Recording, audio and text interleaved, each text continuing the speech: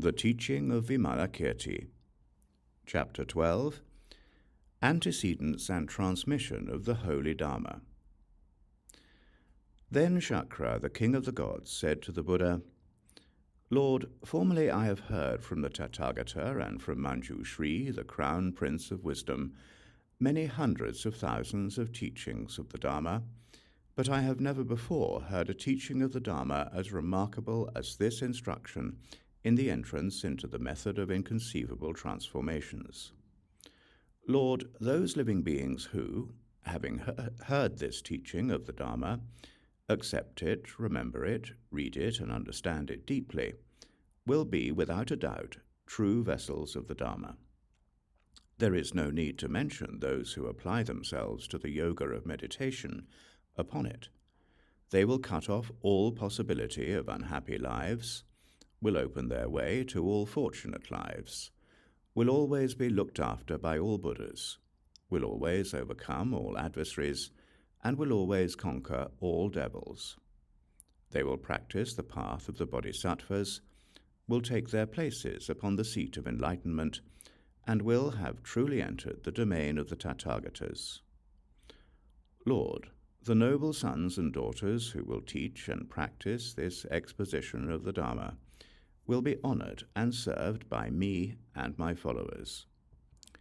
To the villages, towns, cities, states, kingdoms, and capitals wherein this teaching of the Dharma will be applied, taught, and demonstrated, I and my followers will come to hear the Dharma.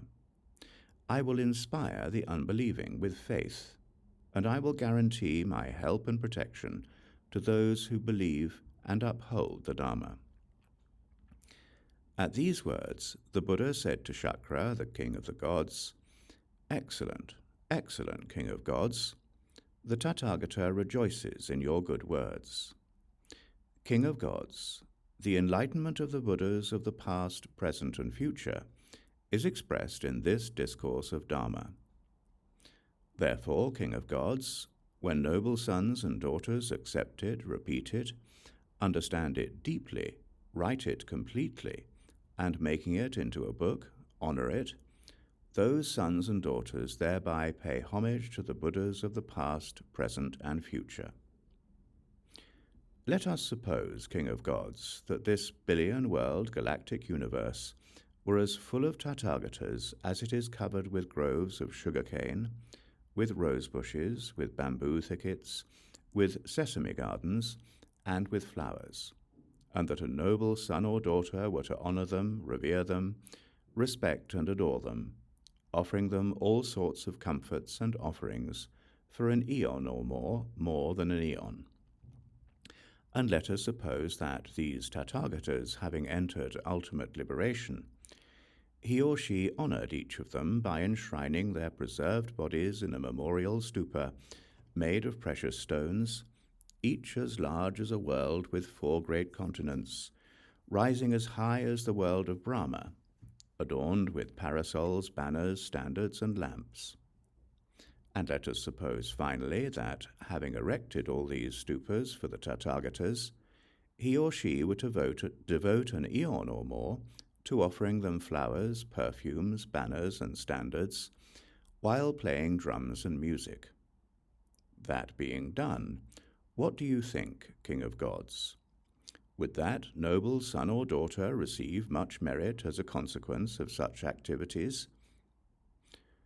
Shakra, the king of the gods, replied, Many merits, Lord, many merits, O Sugata. Were one to spend hundreds of thousands of millions of eons, it would be impossible to measure the limit of the mass of merits that noble son or daughter would thereby gather. The Buddha said, Have faith, king of gods, and understand this. Whoever accepts this exposition of the Dharma, called Instruction in the Inconceivable Liberation, recites it and understands it deeply, he or she will gather merits even greater than those who perform the above acts. Why so? Because, king of gods, the enlightenment of the Buddhas arises from the Dharma, and one honors them by Dharma worship, and not by material worship. Thus it is taught, King of Gods, and thus you must understand it." The Buddha then further said to Shakra, the King of the Gods, "Once, King of Gods, long ago, long before eons more numerous than the innumerable, immense, immeasurable, inconceivable, and even before then, the Tathagata called Vaisharaja appeared in the world.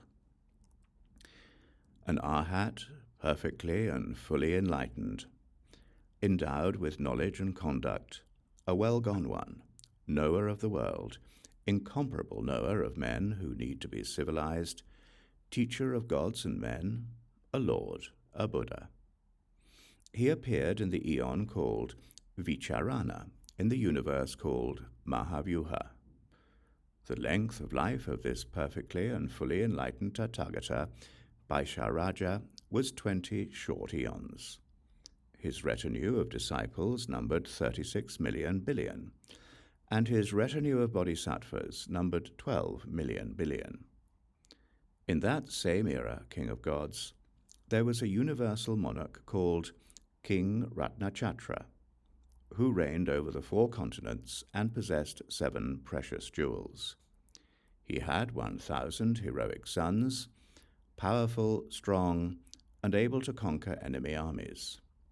This king, Ratnachatra, honored the Tathagata Vaisharaja and his retinue with many excellent offerings during 5 short eons. At the end of this time, King Ratnachatra said to his sons, "Recognizing that during my reign I have worshipped the Tathagata, in your turn you should also worship him." The 1,000 princes gave their consent, obeying their father the king, and altogether, during another 5 short eons, they honored the Tathagata Vaisharaja with all sorts of excellent offerings. Among them there was a prince by the name of Chandrachatra, who retired into solitude and thought to himself, "Is there not another mode of worship, even better and more noble than this?" Then, by the supernatural power of the Buddha Vaisharaja, the gods spoke to him from the heavens. "Good man, the supreme worship is Dharma worship." Chandrachatra asked them, "What is this Dharma worship?" The gods replied, "Good man, go to the Tathagata Vaisharaja, ask him about Dharma worship, and he will explain it to you fully." Then the prince Chandrachatra went to the Lord Vaisharaja, the Arhat, the Tathagata, the unexcelled, perfectly enlightened one, and having approached him, bowed down at his feet, circumambulated him to the right 3 times, and withdrew to one side. He then asked, "Lord, I have heard of a Dharma worship which surpasses all other worship. What is this Dharma worship?" The Tathagata Vaisharaja said, "Noble son, Dharma worship is that worship rendered to the discourses taught by the Tathagata. These discourses are deep and profound in illumination. They do not conform to the mundane, and are difficult to understand, and difficult to see, and difficult to realize. They are subtle, precise, and ultimately incomprehensible. As sutras, they are collected in the canon of the Bodhisattvas, stamped with the insignia of the King of Incantations and Teachings. They reveal the irreversible wheel of Dharma, arising from the 6 transcendences, cleansed of any false notions. They are endowed with all the aids to enlightenment and embody the 7 factors of enlightenment. They introduce living beings to the great compassion and teach them the great love. They eliminate all the convictions of the maras, and they manifest relativity. They contain the message of selflessness, living beinglessness, lifelessness, personlessness, voidness, signlessness, wishlessness, non-performance, non-production, and non-occurrence. They make possible the attainment of the seat of enlightenment and set in motion the wheel of the Dharma.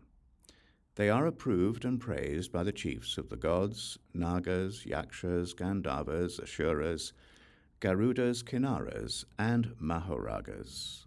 They preserve unbroken the heritage of the holy Dharma, contain the treasury of the Dharma, and represent the summit of Dharma worship. They are upheld by all holy beings and teach all the bodhisattva practices. They induce the unmistaken understanding of the Dharma in its ultimate sense. They bring emancipation through teaching the epitomes of the Dharma and the impermanence, misery, selflessness, and peace of all things. They cause the abandonment of avarice, immorality, malice, laziness, forgetfulness, foolishness, and jealousy, as well as bad convictions, adherence to objects, and all opposition. They are praised by all the Buddhas. They are the medicines for the tendencies of mundane life, and they authentically manifest the great happiness of liberation. To teach correctly, to uphold, to investigate, and to understand such sutras, thus incorporating into one's own life the holy Dharma, that is Dharma worship.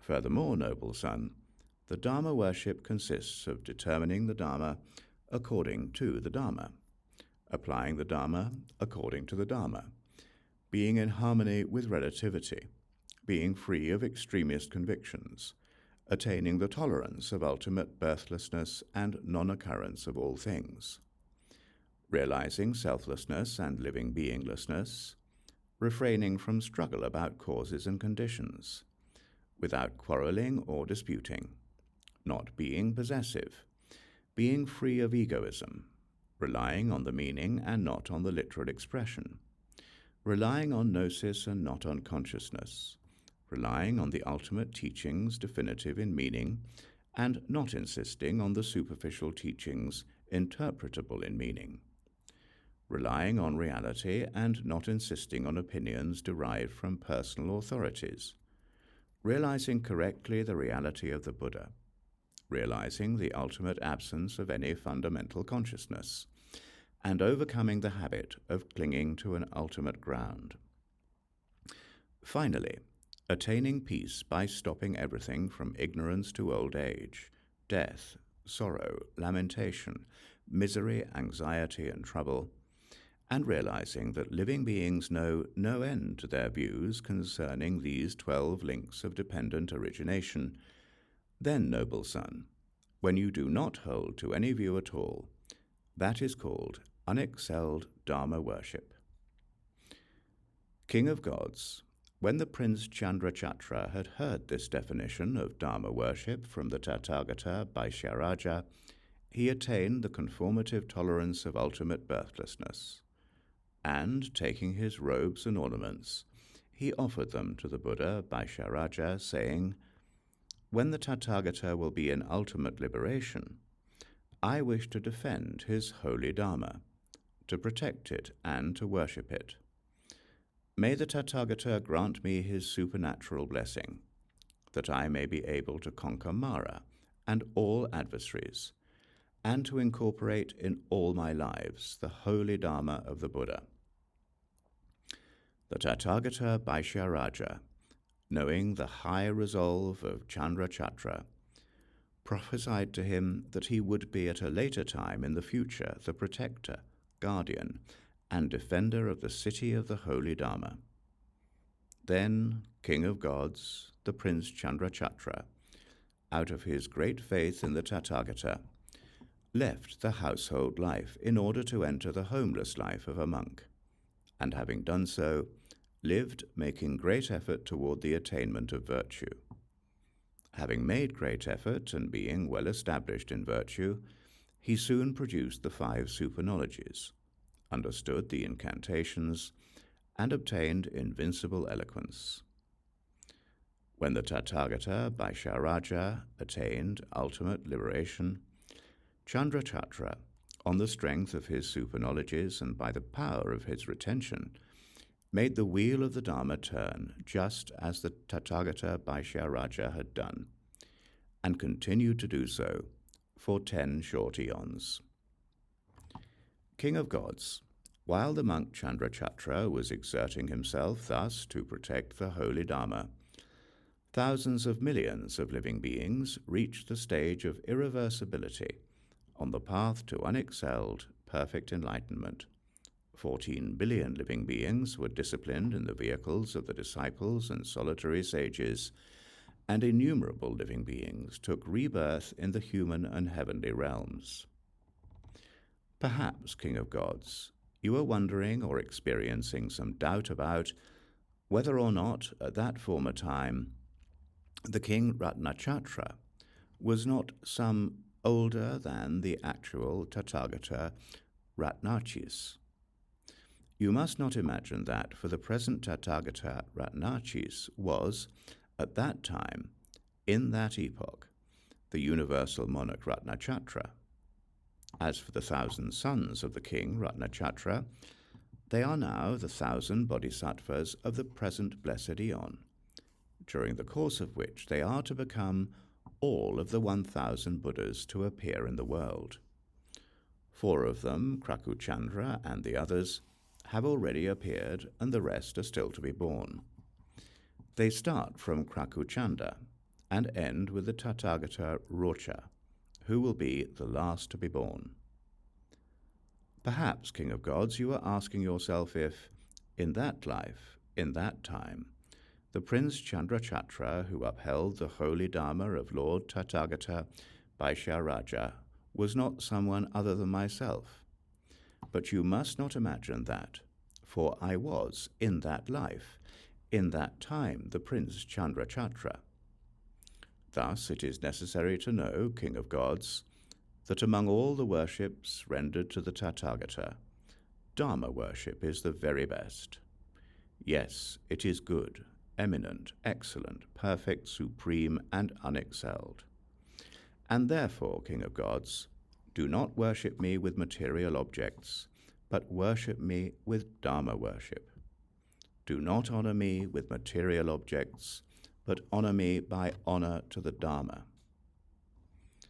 Then the Lord Shakyamuni said to the Bodhisattva Maitreya, the great spiritual hero, I transmit to you, Maitreya, this unexcelled perfect enlightenment, which I attained only after innumerable millions of billions of eons, in order that at a later time, during a later life, a similar teaching of the Dharma, protected by your supernatural power, will spread in the world and will not disappear. Why? Maitreya, in the future there will be noble sons and daughters, devas, nagas, yakshas, gandharvas, and asuras, who, having planted the roots of virtue, will conceive the spirit of unexcelled perfect enlightenment.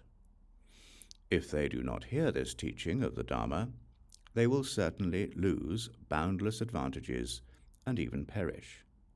But if they hear such a teaching, they will rejoice, will believe, and will accept it upon the crowns of their heads.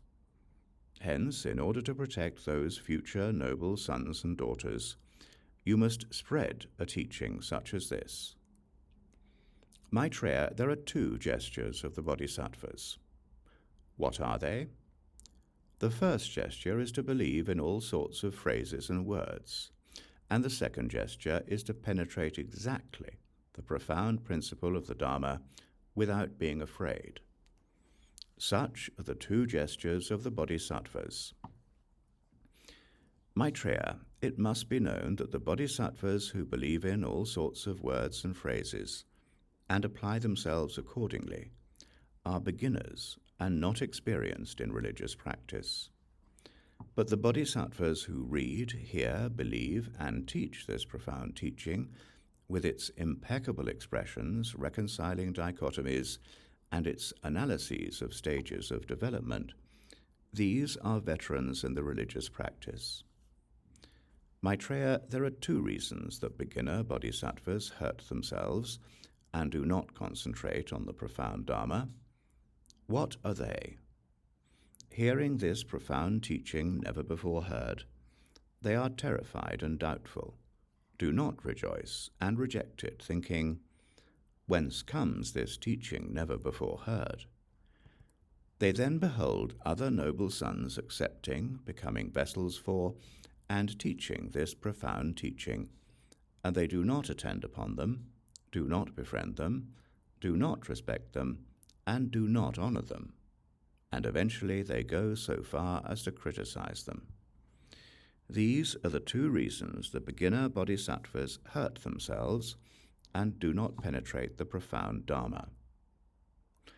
There are two reasons the bodhisattvas who do aspire to the profound Dharma hurt themselves and do not attain the tolerance of the ultimate birthlessness of things. What are these two? These bodhisattvas despise and reproach the beginner bodhisattvas, who have not been practicing for a long time, and they do not initiate them or instruct them in the profound teaching. Having no great respect for this profound teaching, they are not careful about its rules. They help living beings by means of material gifts, and do not help them by means of the gift of the Dharma. Such, Maitreya, are the two reasons the bodhisattvas who aspire to the profound Dharma hurt themselves and will not quickly attain the tolerance of the ultimate birthlessness of all things. Having been thus taught, the bodhisattva Maitreya said to the Buddha, "Lord, the beautiful teachings of the Tathagata are wonderful and truly excellent. Lord, from this time forth, I will avoid all such errors, and will defend and uphold this attainment of unexcelled, perfect enlightenment by the Tathagata during innumerable hundreds of thousands of millions of billions of eons. In the future, I will place in the hands of noble sons and noble daughters who are worthy vessels of the holy Dharma this profound teaching. I will instill in them the power of memory with which they may, having believed in this teaching, retain it, recite it, penetrate its depths, teach it, propagate it, write it down, and proclaim it extensively to others. Thus I will instruct them, Lord, and thus it may be known that in that future time those who believe in this teaching and who enter deeply into it will be sustained by the supernatural blessing of the Bodhisattva Maitreya." Thereupon, the Buddha gave his approval to the Bodhisattva Maitreya. "Excellent, excellent. Your word is well given. The Tathagata rejoices and commends your good promise." Then all the bodhisattvas said together in one voice, "Lord, we also, after the ultimate liberation of the Tathagata, will come from our various Buddha fields to spread far and wide this enlightenment of the perfect Buddha, the Tathagata. May all noble sons and daughters believe in that." Then the four Maharajas, the great kings of the quarters, said to the Buddha, "Lord, in all the towns, villages, cities, kingdoms, and palaces, wherever this formulation of the Dharma will be practiced, upheld, and correctly taught, we, the four great kings, will go there with our armies, our young warriors, and our retinues to hear the Dharma.